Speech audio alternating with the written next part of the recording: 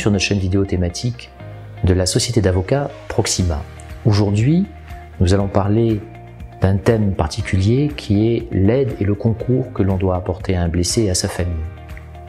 Il y a une méthodologie tout à fait particulière pour parvenir à aider convenablement des personnes qui sont en situation de souffrance. La première chose à faire, c'est tout simplement d'écouter. Souvent, un professionnel qui est face à une famille est très concentré sur son savoir personnel et a tendance à plaquer ce savoir sur l'histoire qui lui est racontée. Il faut se garder de plaquer le savoir de manière si formelle et si immédiate, car en réalité, il faut d'abord passer par une étape qui est une vraie étape d'écoute. Il faut écouter la famille parce qu'elle est le témoin des difficultés de la personne qui vient d'être victime d'un accident. Et il faut ensuite pouvoir aider cette famille et ce blessé en l'aidant à reconstruire un projet. Pour une personne cérébro-lésée, il y a des aides spécifiques à mettre en œuvre. Par exemple, que la famille puisse témoigner des difficultés d'une personne qui est en réalité en déni de ce qu'elle est en train de vivre. C'est ce que l'on appelle l'anosognosie chez la personne cérébro-lésée. Pour la personne qui est handicapée moteur, les difficultés sont différentes.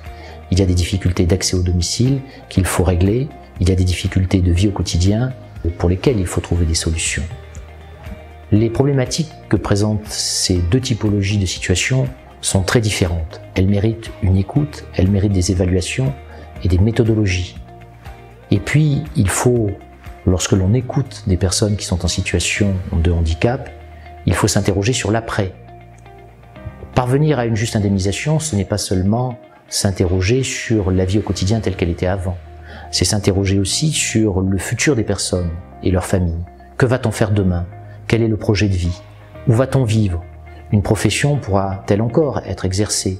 Comment la famille se recompose? Comment elle se reconstruit? Quels sont les rôles de chacun? L'écoute est indispensable dans l'accompagnement des personnes lorsque l'on veut véritablement les appuyer dans leur parcours et les faire sortir de ce parcours qui est en fait, pendant un temps, quelque chose de très difficile. C'est là le rôle d'un cabinet d'avocats. Merci d'avoir consulté cette vidéo. N'hésitez pas à nous suivre sur notre site internet, notre blog et les réseaux sociaux où nous sommes présents de manière continue. À bientôt.